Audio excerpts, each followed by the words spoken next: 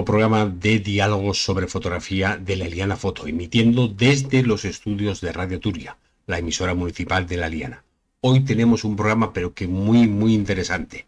En primer lugar hablaremos con Juan Solves, un fotógrafo y escritor enamoradísimo de la Albufera. ¿Por qué hay que cuidarla? ¿Por qué hay que mimarla? ¿Por qué hay que conservarla? Pues en unos segundos nos dirá por qué. Y después hablaremos con Antonio García y Elena Gallete sobre las fotografías circumpolares. ¿Qué son?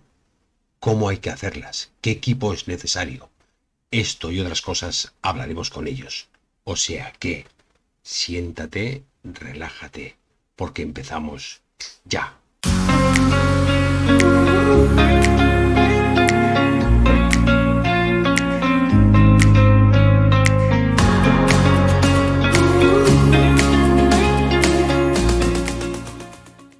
Gracias, Tony. Pues efectivamente, hoy tenemos con nosotros a Juan Solves, un fotógrafo cuya obra se encuentra en esa finísima línea que separa la imagen de la poesía. Su fotografía no describe, sugiere, no explica, emociona, y viene a contarnos hoy Juan cómo él entiende ese diálogo silencioso entre la cámara, la luz y el alma. Juan. Buenos días, José Luis. Qué Bienvenido alegría. a Radio Turia y a Diálogos de Fotografía de La Liana Foto. ¿Cómo estás? Es un honor estar aquí, estoy emocionado. La verdad es que os tengo que agradecer que me hayáis hecho esta invitación porque para mí es un motivo de felicidad y esto en la vida es muy escaso últimamente, así que... Para nosotros también, Juan. Me alegro. Nada, hemos hablado muchas veces y nunca te he preguntado una cosa, nunca te he preguntado cómo nace tu afición por la fotografía y si recuerdas el primer momento en el que sentiste que era algo más que una afición.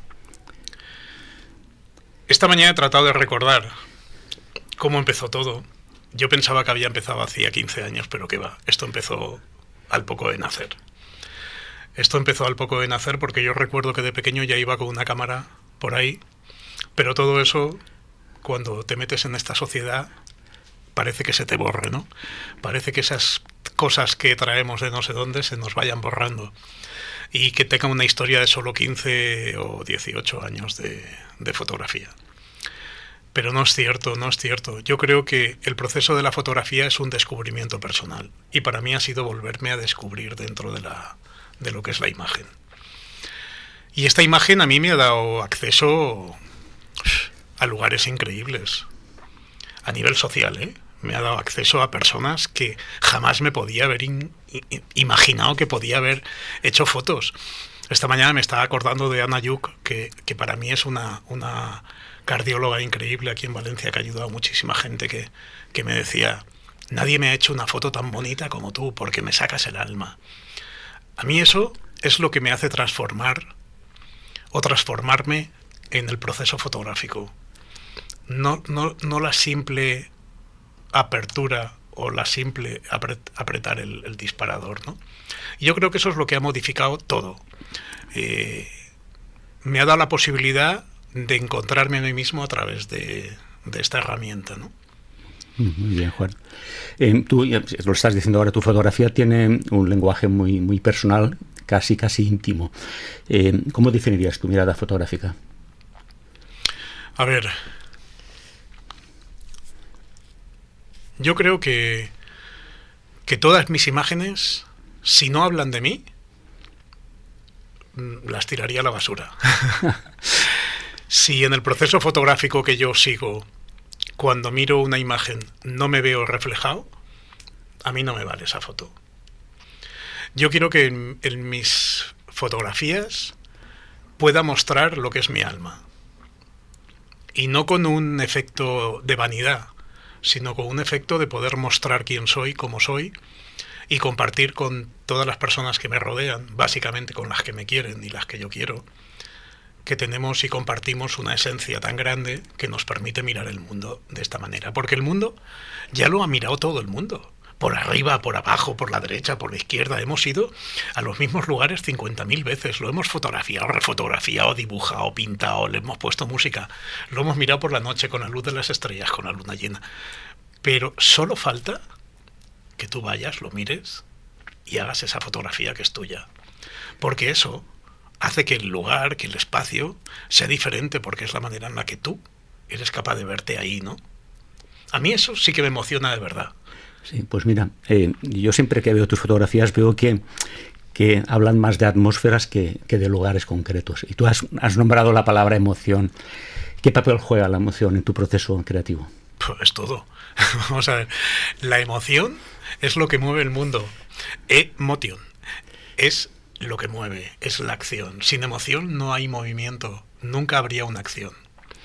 Aquí pasa siempre una cosa curiosa, y es que cuando estamos tristes, cuando estamos alegres, nos ponemos una determinada música. Estoy triste y lo lógico sería que nos pusiéramos una música alegre, ¿no?, para alegrarnos.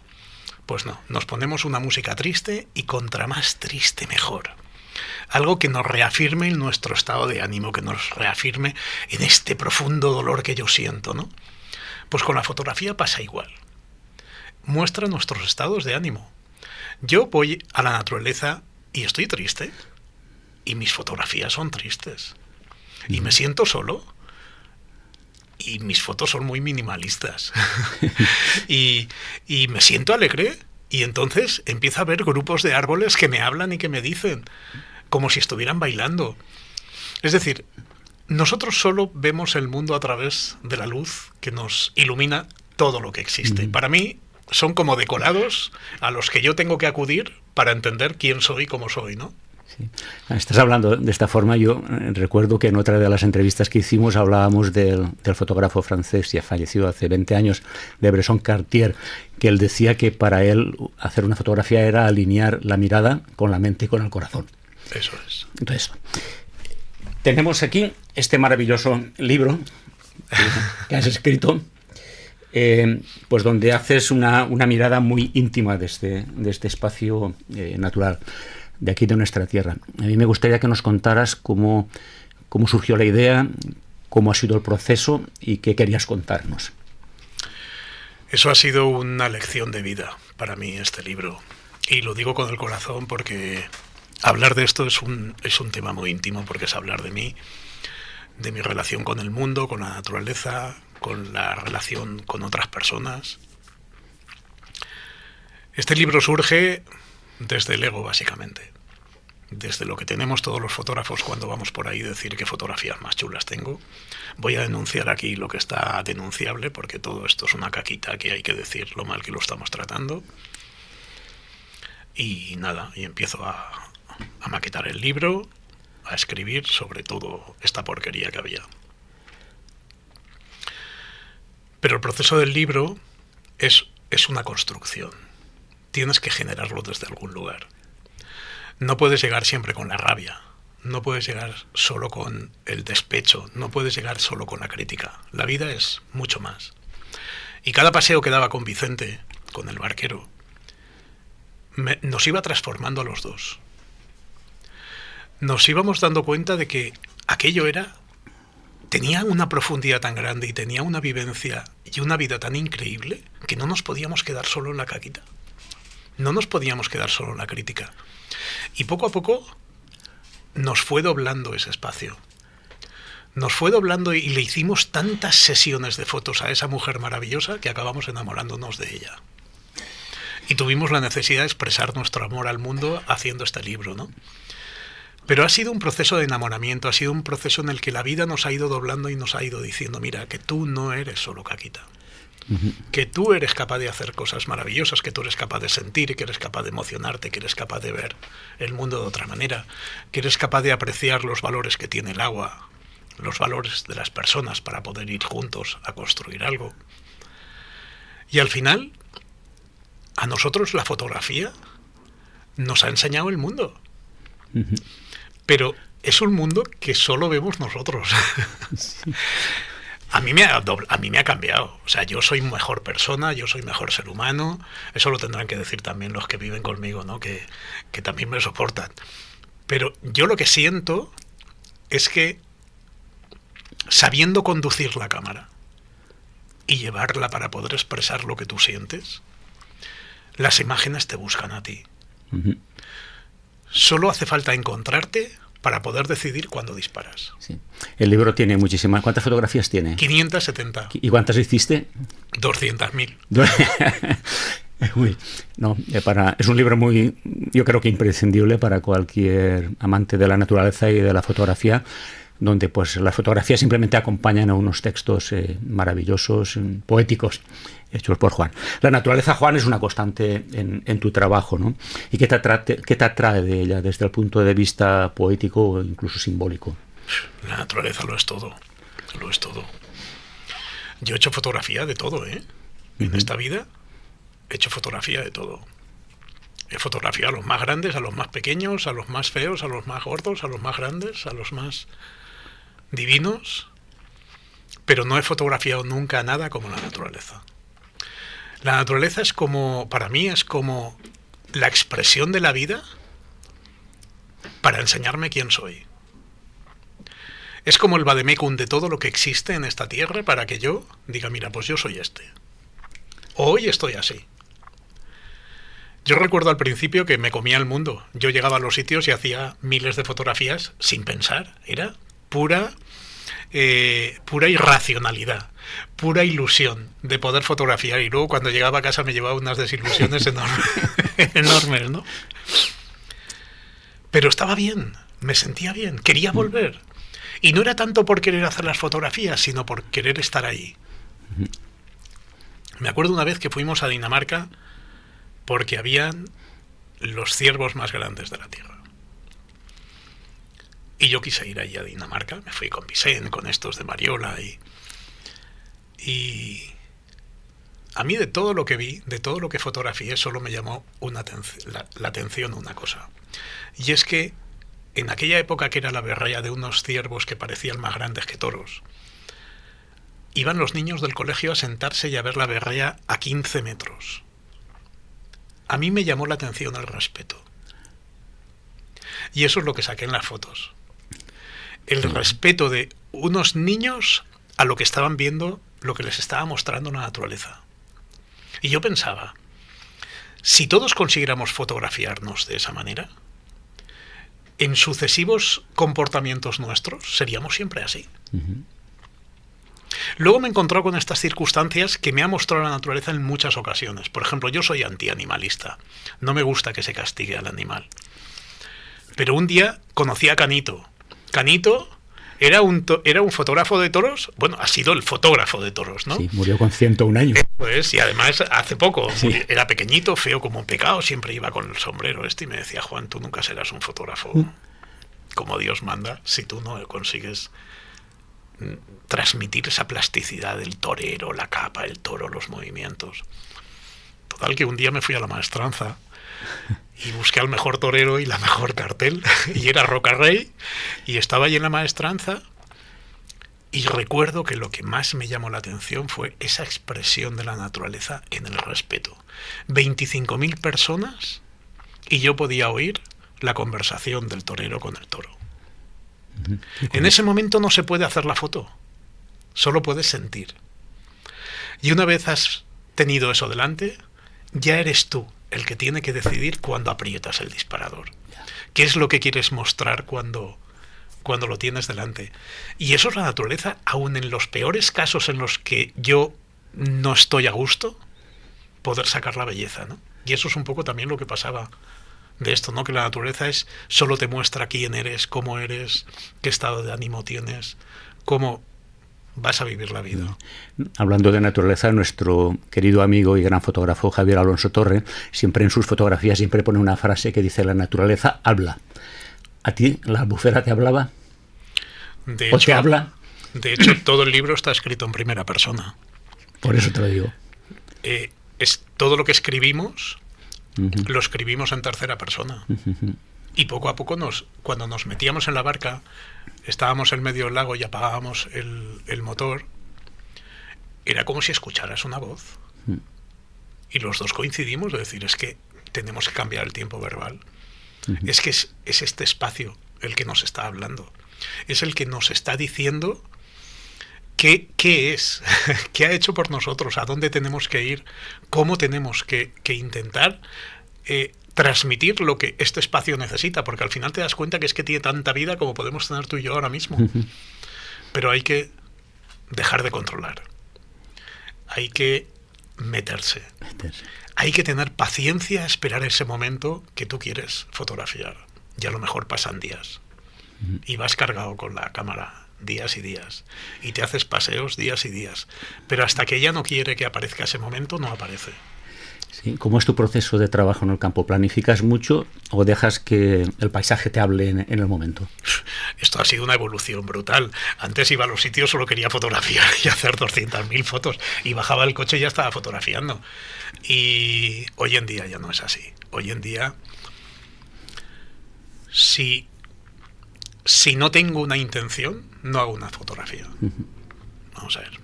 Puedo ir por la calle que me llame algo la atención y lo fotografío. Pero si yo no tengo una intención de crear una imagen, no hago nada. Es decir, hay dos momentos en el proceso. Por ejemplo, yo ahora me voy a Sevilla en septiembre a ver cómo llevan las yeguas de un pueblo a otro. Yo estoy ya pensando qué fotos quiero. ¿Cómo me gustaría? Luego la naturaleza te vuelve a doblar y te enseña otras cosas que tú puedes. Pero yo ya estoy planificando todo esto con 2 meses y medio de antelación. Porque es como si yo quisiera transmitir todo lo que voy a ver a mi alma para que pudiera abrirse y expresar lo que quiero ver. Porque lo que voy a ver para mí es nuevo, es un regalo fantástico y maravilloso. Yo ya estoy disfrutando y no he ido antes. Y me gustaría haber podido ir un año antes para verlo y al año siguiente ir con la cámara. Mira que yo he oído gente, a fotógrafos, decir, cuando lleguéis a un sitio, dejar la cámara en el coche, o no hacer disparos, sentir el lugar, mirar qué os enseña, y luego ir a por la cámara y expresaros vosotros. Conducir. Pero no conduzcáis a lugares donde no sabéis dónde ir, porque al final perderéis el tiempo. Porque solo tenéis que hacer un viaje al único lugar que existe en este mundo, que es aquí dentro, a nuestro interior. Aquí no hay otro viaje. Podemos entretenernos y viajar a París, a Ámsterdam, a New York, pero como aquí dentro no hay ningún otro viaje. Y la fotografía es la mejor herramienta. ¿Cuál es el siguiente proceso? El siguiente proceso que vivo en la fotografía es cuando me pongo delante de la imagen en mi ordenador, en el silencio de mi casa, y ese silencio aterrador de la fotografía, de esa imagen, porque tengo que terminarla. Sí, ese proceso es extático, es decir, es extasiante, ¿no? Ahora que hablas de silencio, el otro día nos diste una maravillosa charla aquí en el grupo de Eliana Foto y iniciaste la charla con un silencio, pues yo no sé de cuántos minutos fue, que al principio la gente se miraba, pero luego se creó como un ambiente de reflexión, de introspección y tal, y que la verdad no la había visto nunca. Entonces te quería preguntar, ¿qué papel juega el silencio, la espera o incluso la soledad en tu fotografía? Es que eso que presentamos es el proceso que yo sigo.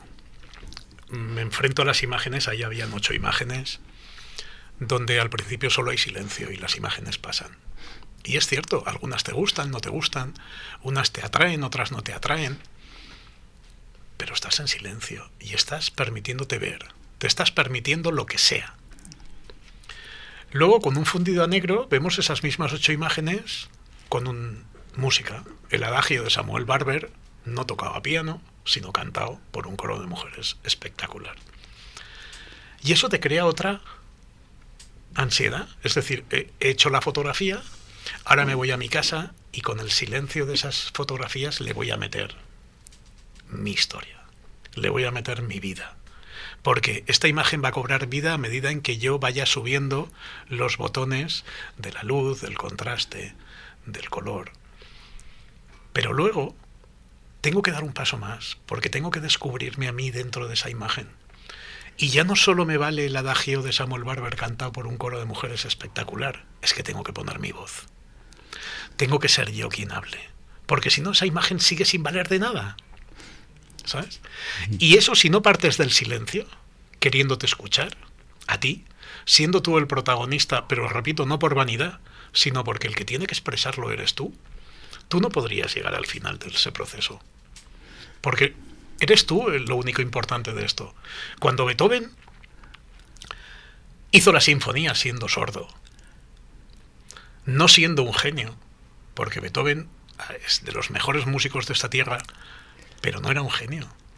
A nivel melódico no era tan grande.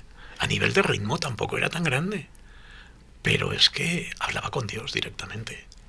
Creó una quinta sinfonía con 3 notas. Pa, pa, pa, pa. Impresionante, ¿no? Y era sordo, nunca llegó a oírlo. Cuando creó la 9ª sinfonía, eran 4 notas. Pero es la idea. Es cómo manejas la simplicidad para que valga. Un cuadro de Miró, La esperanza del condenado a muerte, es un tríptico que cuando lo ves es una raya negra con puntos de diferentes colores. Y piensas, esto lo hace mi hija. Ya, pero no lo hizo tu hija. Ahora que hablas de esto, y yo te quería preguntar esto, ¿cuáles han sido tus referentes visuales o artísticos en el arte o en la fotografía? Yo tengo muchos, pero sobre todo mis amigos. Sí. Lo que más me motiva a mí siempre ha sido una buena conversación. Sí. Con alguien que me da luz sobre muchas cosas que yo considero importantes. ¿Algún fotógrafa especial? Sí, aparte de todos los fotógrafos, yo los he visto a todos, al que comentabas de Cartier-Bresson, a Ansel Adams, a todos los grandes, los he mirado, los he estudiado, los he visto. Hay un polaco que se llama Kudelka que me encanta porque tiene unos paisajes urbanos increíbles. Pero he ido aprendiendo que en el mundo del arte todo es válido. Para acceder al arte solo tienes que emocionarte. Entonces, es cierto que hay gente que ha hecho las cosas antes que tú y hay que aprender y hay que seguir. Pero creo que hay conceptos que son los que tienes que decidir. Por ejemplo, Man Ray. Yo creo que es el primero que empieza en la fotografía a hacer una fotografía conceptual con esta mujer de espaldas desnuda que parece un violín. Pero luego me encanta Chema Madoz, cuando hace esa poesía visual que es capaz de juntar varios objetos y darle todo ese sentido que tienen, ¿no? Cuando vi aquella primera fotografía de una mujer con un vestido blanco al final de una mesa con una copa de martini delante, a mí me impresionó. Me impresionó porque es tan sencillo, tiene tan pocos elementos y transmite tanto, que es eso lo que a mí me llama la atención de todo esto, ¿no?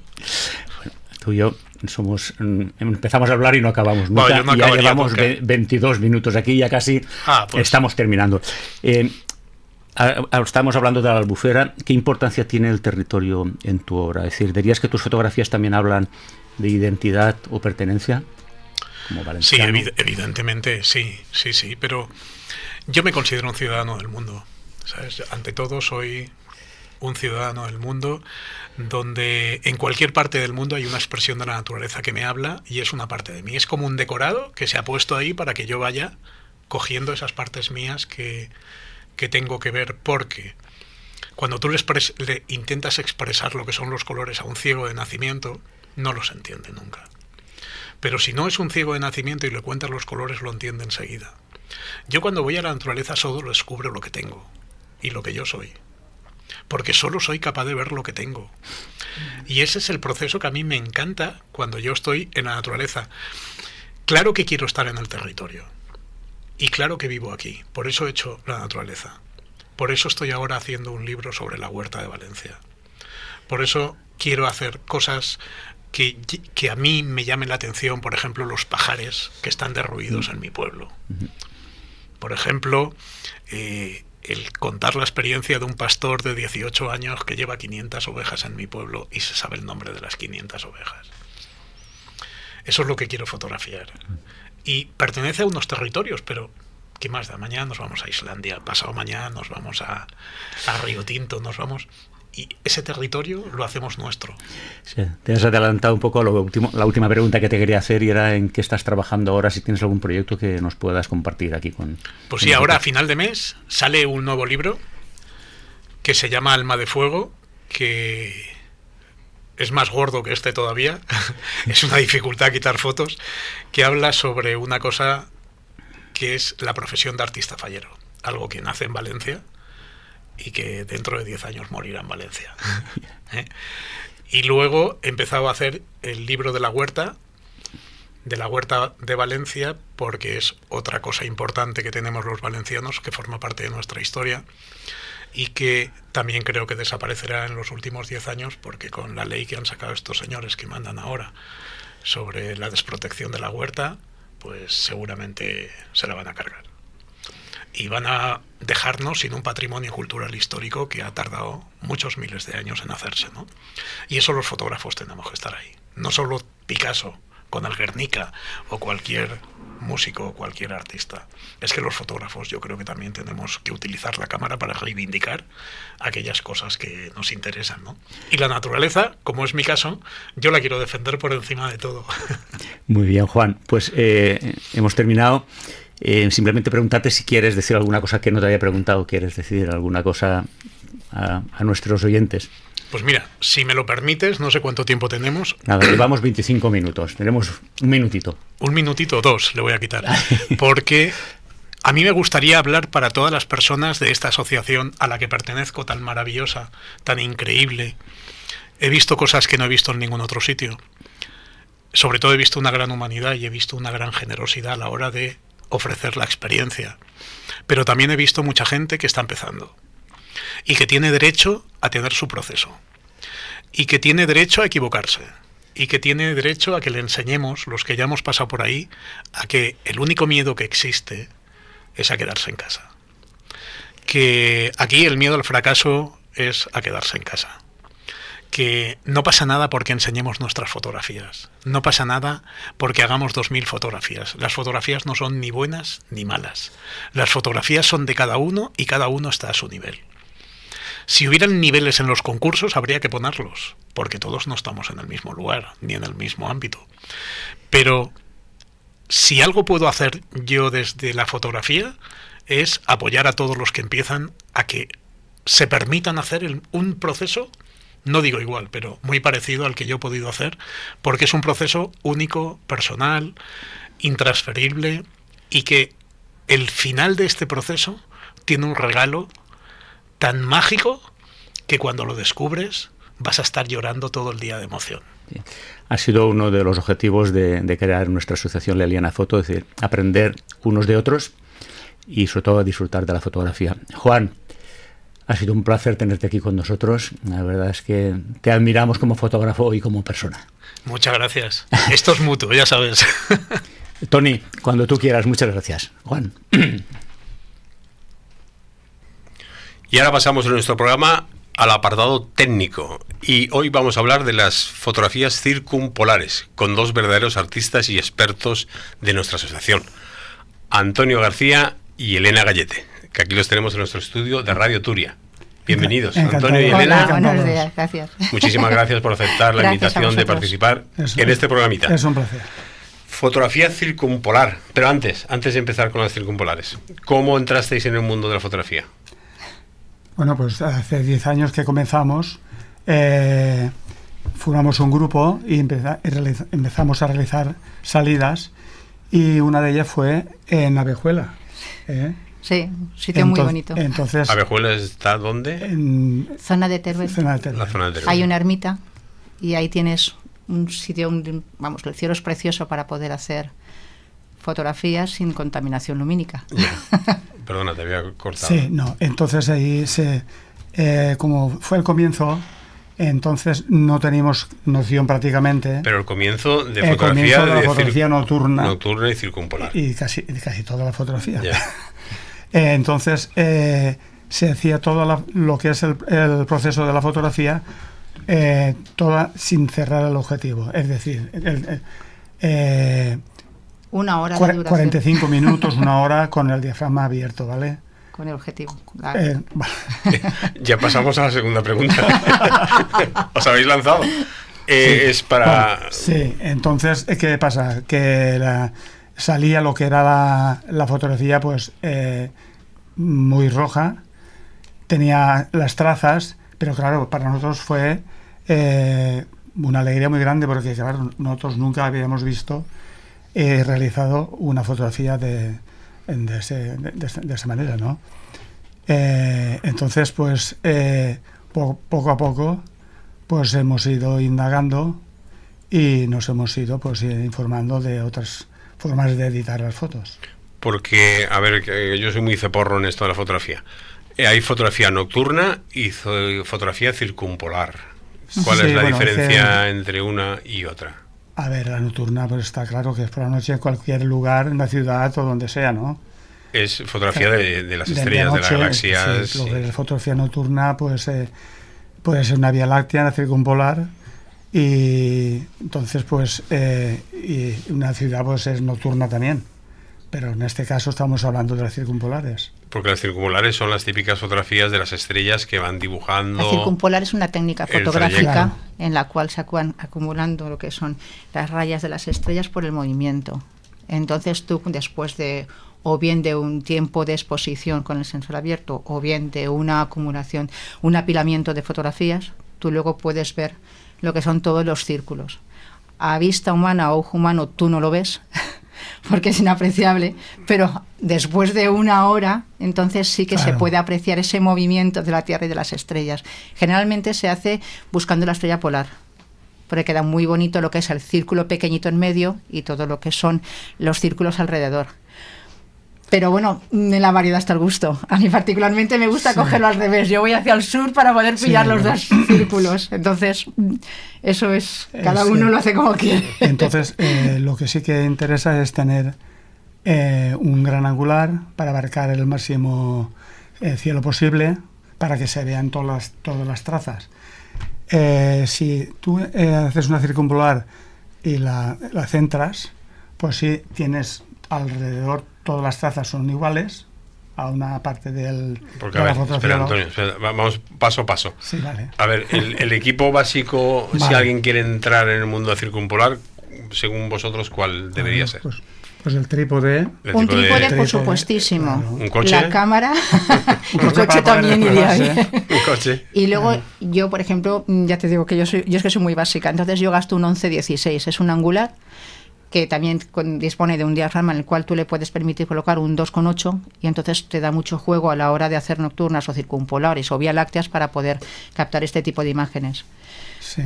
Pero vamos, que en un momento dado con cualquier objetivo lo podrías hacer, siempre y cuando pues no sea, por ejemplo, un tele, entonces ahí no vas a poder sacar nada. El objetivo no. Pero sí. Un 18-55 sí. Podemos, con el 18 contamos. Piensa que luego, depende si es equivale al 20, pero... Hemos comenzado con el básico. Sí. Con el básico de la cámara, que es el 18-55. Vale, entonces vamos a ponernos en situación. Cogemos el coche, vale, con nuestro gran angular, el trípode... primero hay que mirar que no haya luna. La ubicación, una zona que no tengamos contaminación lumínica o eso el significa mínimo posible alejarse de centros de la urbanos. Ciudad, sí. claro. Y que no haya luna. Para tener unas trazas que sean visibles, porque si no tienes que ir jugando con los parámetros, bajando el ISO. De hecho, tenemos realizada una en Ribarroja, el Mar de Porchinos, sí. Y se ven las trazas perfectamente. Lo que pasa es que no podemos sacar los colores de las trazas. Y vamos jugando con el ISO, nos toca ir bajando, lo que es la apertura, pues bajar a 5 o 6, es decir, para evitar la contaminación. Y prueba, error. Y vamos probando hasta que dijimos, y pudimos sacar aquí cerquita, pues una circumpolar, que nos vamos a cualquier sitio cerquita y pues la podemos sacar. Lo que pasa es que la riqueza de los colores aquí no se pueden sacar. ¿Por qué? Porque necesita unos parámetros y un cielo sin contaminación para que se puedan divisar el color que tiene la estrella. Porque... No sé si vamos demasiado deprisa. No. Pero vamos, que como básico, que las estrellas trípode. Tienen color. Como básico equipo, trípode. Yo pensaba que las estrellas eran todas blanquitas. No. ¿Todas blanquitas? A tu pregunta, no, trípode, cámara, el objetivo, si puede ser gran angular. Puede ser pues un disparador para que tú puedas, o no un intervalómetro para que tú puedas... Ya. Exacto. Entonces, si te gusta que tienes algún sitio bonito, una torre, un árbol, le puedes colocar una lucecita abajo o le pasas una galleta de luz, pero trípode, cámara, objetivo y disparador, o en este caso el intervalómetro, esencial. Y ahora aquí, cerca de la Liana, por ejemplo, un buen sitio para circumpolares, ¿cuál podría vamos ser? a la Masía Porchinos y ya está. ¿Sí? No, pero por ejemplo, no, mira, pero en Requena tenemos aldeas abandonadas Sí, claro. que tienen... No hay mucha contaminación. En Chelva, al puente.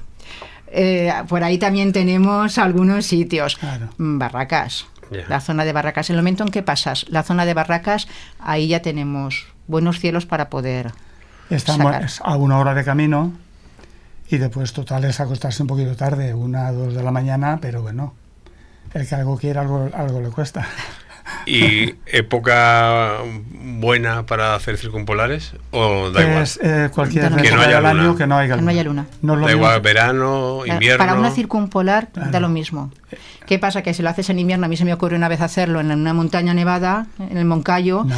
y claro, El problema que tiene Pues pasas frío. hacer una circumpolar en invierno es que se baja mucho las temperaturas, se condensa lo que es el objetivo y entonces se moja la lente, ¿no? Entonces Sí. ya tienes que tener un calentador, que hay calentadores que van conectados a una batería, le da calor al objetivo y entonces no se empaña Y lo la protege lente. del frío, claro. Pero claro, irse en invierno bueno, le puedes poner una bufanda que tampoco a pasa dos. nada.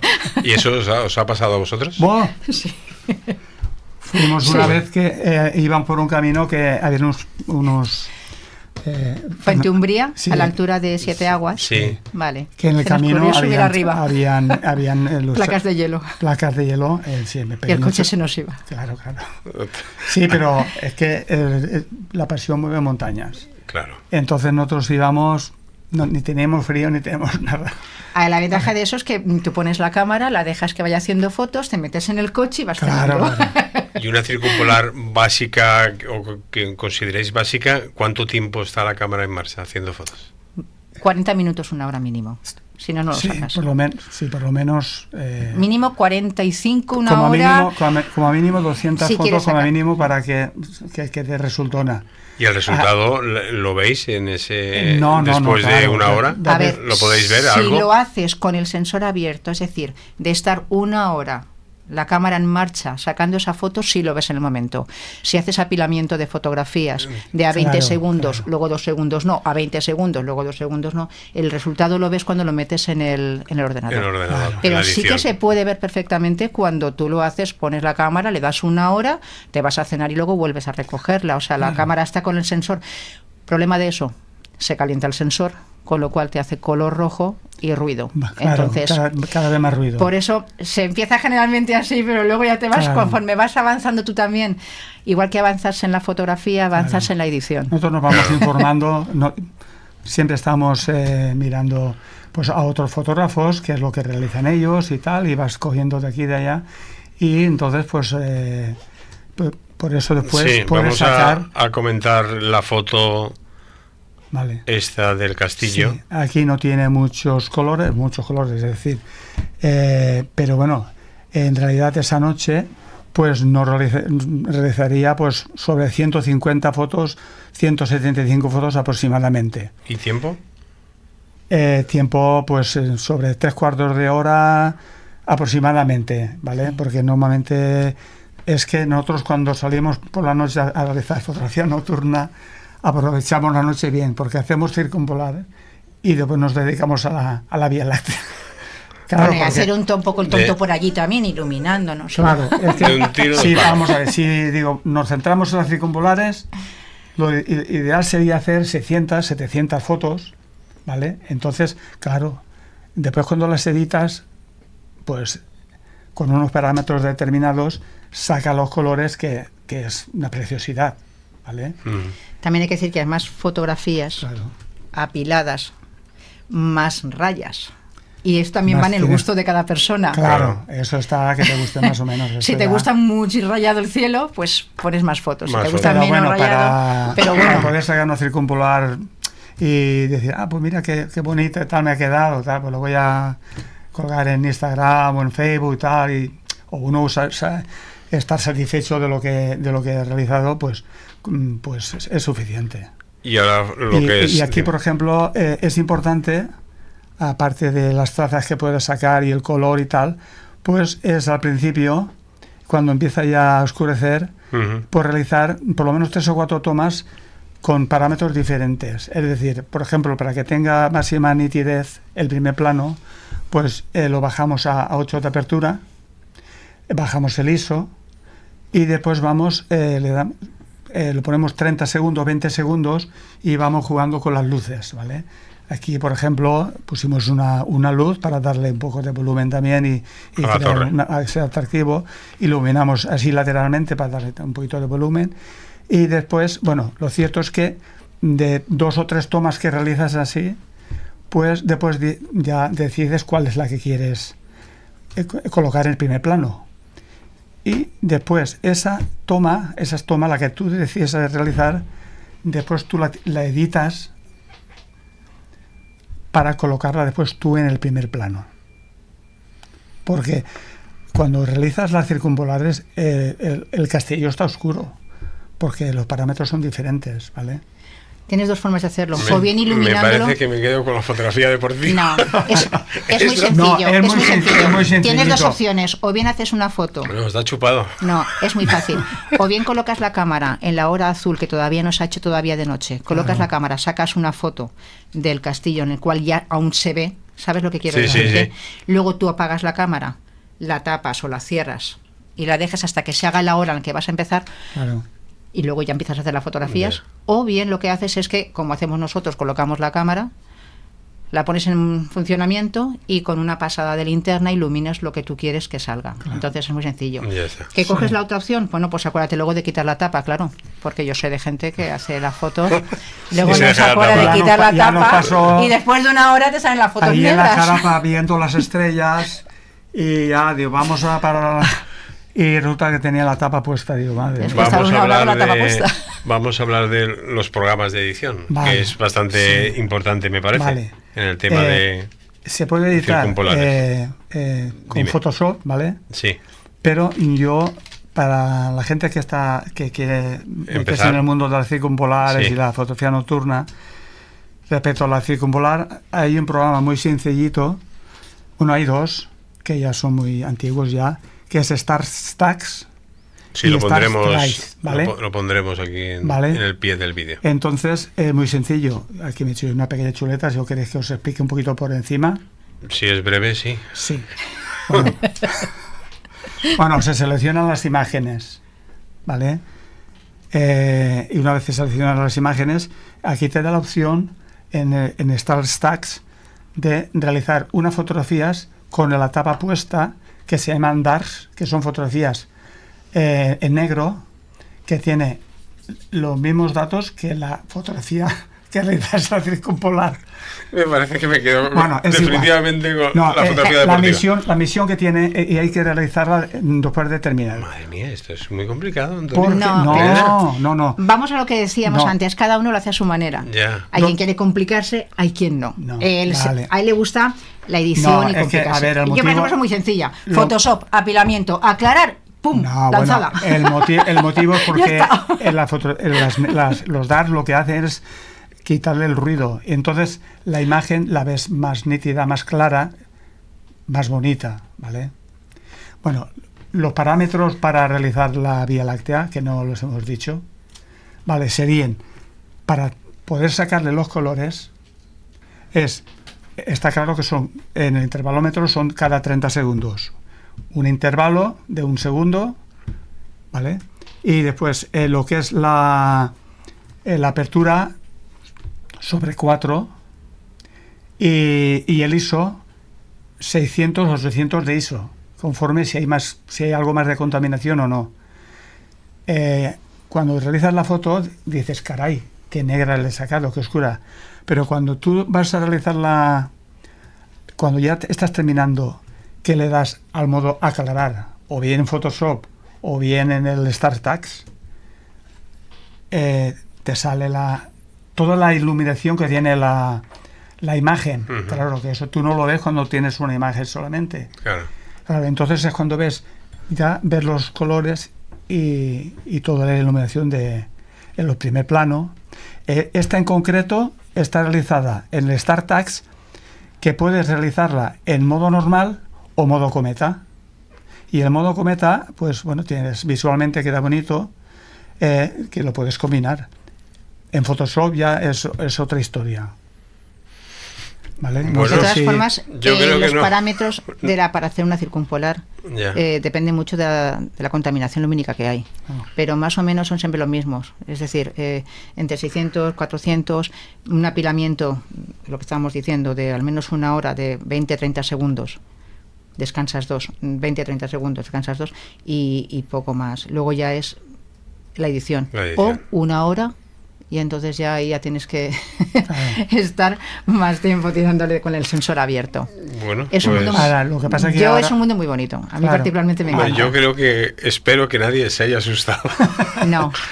Y se adentren lo que sí en que el fascinante mundo. Lo que sí que aconsejo a quien quiera comenzar ahora, que vaya con gente que le pueda orientar, porque eso es que creo que debe cuando ser uno fundamental. No sabe nada, por muchas tutorías que vea, hasta que no es muy esté complicado. en el terreno. Entonces, si vas con gente que ya sabe, te abre el camino para tú y te vas introduciendo en el mundo de las circumpolares o la Vía Láctea o lo que sea. ¿Vale?